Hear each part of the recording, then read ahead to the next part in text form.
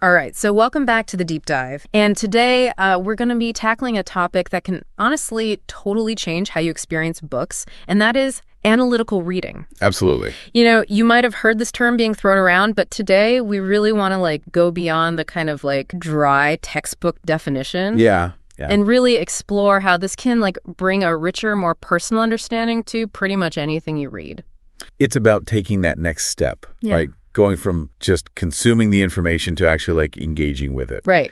Unlocking these layers that you just might not get otherwise. Yeah, and I think, when we hear analytical reading, some of us might flash back to, those high school English classes where we're, intensely debating the symbolism of the color of a character's socks or something. Right. And while there's definitely a place for that kind of deep literary analysis. For sure. What we're diving into today, and this is inspired by a really cool conversation from the Lady of the Library YouTube channel. Yeah, I love her channel. It's less about figuring out some secret meaning that the author hid in there, and more about the power that you, the reader, bring to the page. Yeah, I think that's a much more empowering way to look at it. Right. We're definitely not going to be, overanalyzing the blue curtains or whatever. Exactly. That joke, I think, illustrates perfectly what this is not. Yeah. We're not going to be trying to invent these profound meanings where they don't exist. Right.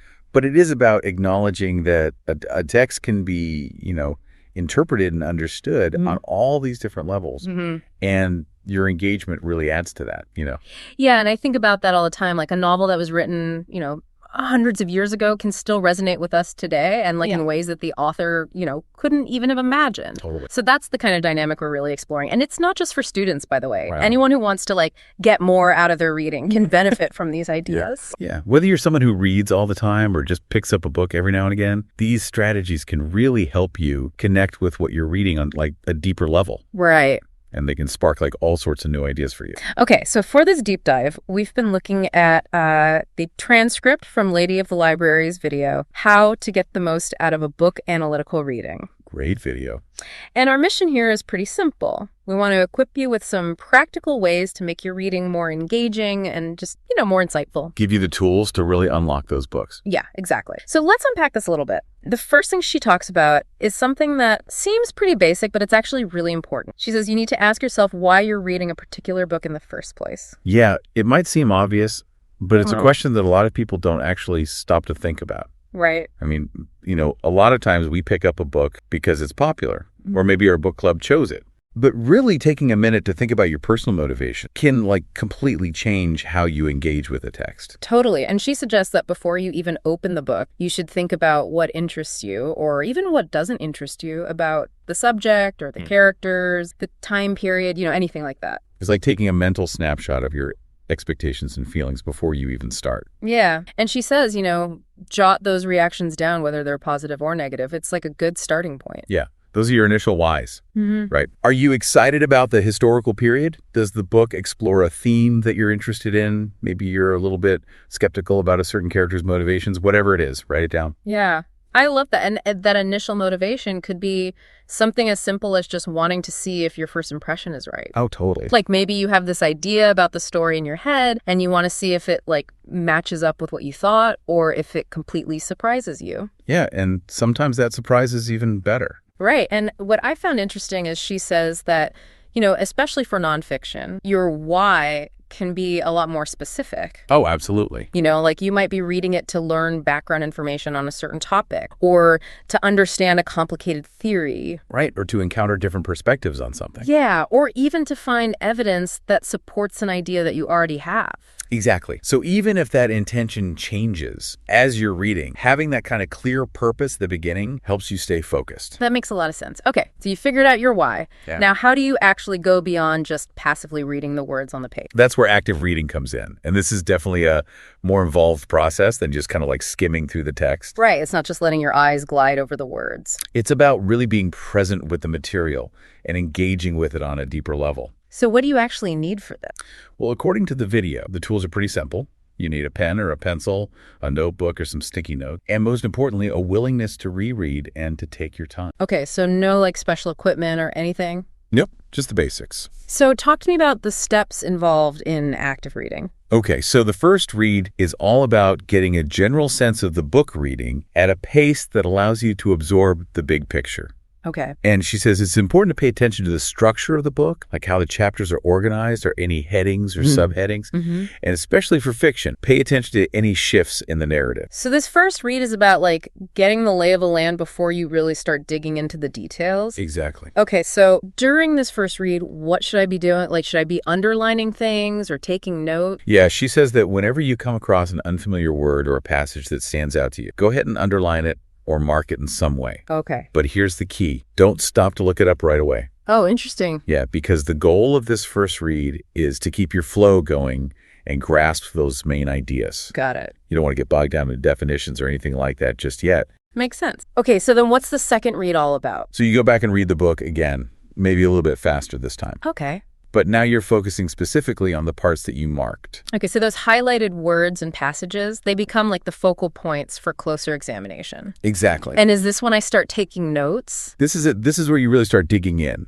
You're looking up those unfamiliar words. You're jotting down their definitions. You're also writing down any questions that pop into your head as you're reading and, highlight anything that really resonates with you, whether it's insightful or well-written or just enjoyable. Yeah, because for me, I always find that when I write things down, it helps me remember them so much better. Absolutely. Yeah. The act of writing, even if it's just a few words, really solidifies your understanding and it forces you to actively engage with the material. Okay, that makes sense. And those questions that you write down, they could be like starting points for even deeper thinking later on. Right. Okay. And then she mentions summarizing. Yes, particularly if you're reading for academic purposes. Right. Like for school or something. Exactly. Yeah. But even if you're not in school, summarizing can be a really powerful tool. How so? Well, because it forces you to distill the author's main points in your own words. So you're not just like regurgitating what they said. Exactly. You're taking what they said and processing it and then expressing it in a way that makes sense to you. It's like hitting the save button on your understanding. I like that analogy. Okay, so we've done our first read, our second read. We've taken notes. We've summarized. Now what? Now comes the analysis stage. This is where you take a step back and look at all those notes, those questions that you wrote down, and you really start to think critically about what you just read. Okay. She even suggests, talking it over with someone or just writing down your thoughts in more detail. And I imagine this is where a lot of the really interesting insights come from, right? Absolutely. It's about making connections between different parts of the text, noticing any recurring patterns or themes, and really pushing your understanding beyond that surface level. Now, I know what some people might be thinking, this sounds like it takes way more time than just, sitting down with a good book. And you're right. Active reading is definitely a bigger time commitment than just casually reading something. Right. But she emphasizes in the video, slowing down and really taking the time to understand what you're reading is incredibly rewarding. Yeah, it's about quality over quantity, right? Exactly. It's about investing your time in a way that leads to a more meaningful experience rather than just trying to get through as many books as possible. I love that. Okay, so you've actively read the book. You've taken all your notes. Now what? Well, now it's time for critical reflection. Okay, so what does that involve? It means thinking about the book as a whole and your experience with it. So you're not just understanding the author's points, you're evaluating the work itself. So what were its strengths? Where did it fall short? Exactly. Yeah. You might also consider how this book connects to other things you've read on similar topics or by the same author. Right. Does it agree with those other texts or does it offer a totally different perspective? It's also about looking for any weaknesses or inconsistencies. Oh, like plot holes in a novel or maybe unanswered questions in a nonfiction book? Yeah, exactly. Those can be really interesting things to think about. Okay, and I guess a really important question to ask yourself is what did you learn? Absolutely. Did you pick up any new vocabulary? Did you learn about new concepts? Did the book change the way you look at the world? Right, or maybe you finished the book with even more questions than you started with. That's valuable too. Okay, so just like with active reading, it's important to write down these reflections. Whether you use a notebook or your computer or sticky notes, just find a system that works for you. It helps to have a record of your thoughts and observations. Right now, this is where the idea of analytical reading, as Lady of the Library describes it, really play. This is where you get to take all that work you've done and really make it your own. Okay, so after you've actively read the book and you've had time to reflect on it, you get to decide how you want to understand and interpret. It's a really powerful idea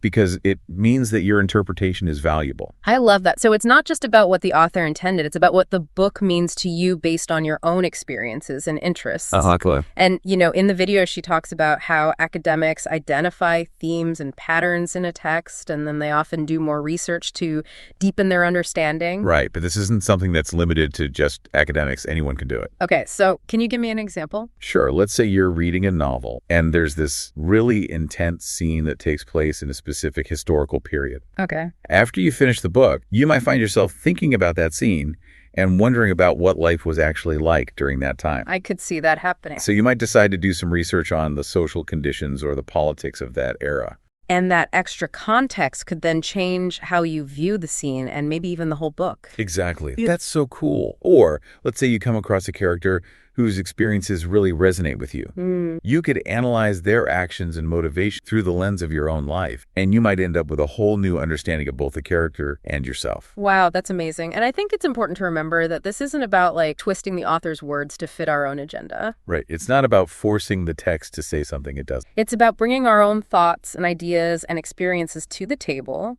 and then seeing where those connections lead us. It's about getting the most out of the book for you. I love that so much. It's about taking what resonates with you, what sparks your curiosity, and using that as a starting point for deeper engagement. Yeah, and that engagement can take all sorts of forms. It could be further reading, it could be discussions with friends, creative writing, whatever works for you. It's about making the book a part of your own intellectual journey. So to sum it all up, getting the most out of your reading experience really comes down to a few things. Taking your time, being thoughtful, and as Late Library points out, approaching yourself as a reader with a lot of patience and understanding. And respect for the text itself. Yes, and it's also important to remember that you don't need to analyze every single read. Right. Sometimes you just want to escape into a good story, and that's totally fine. Totally. But when you do encounter a book that really grabs you, that speaks to you on a deeper level, that's when these analytical reading techniques can really open up a whole new world of understanding. They can take you way beyond that surface level reading experience. And this brings up a final thought for you all. Think about a book that you've read recently that really stayed. Yeah, a book that you just couldn't get out of your head. How could applying some of these techniques change your understanding of that? Like, think about your initial reasons for reading it, actively engaging with the text while you were reading it,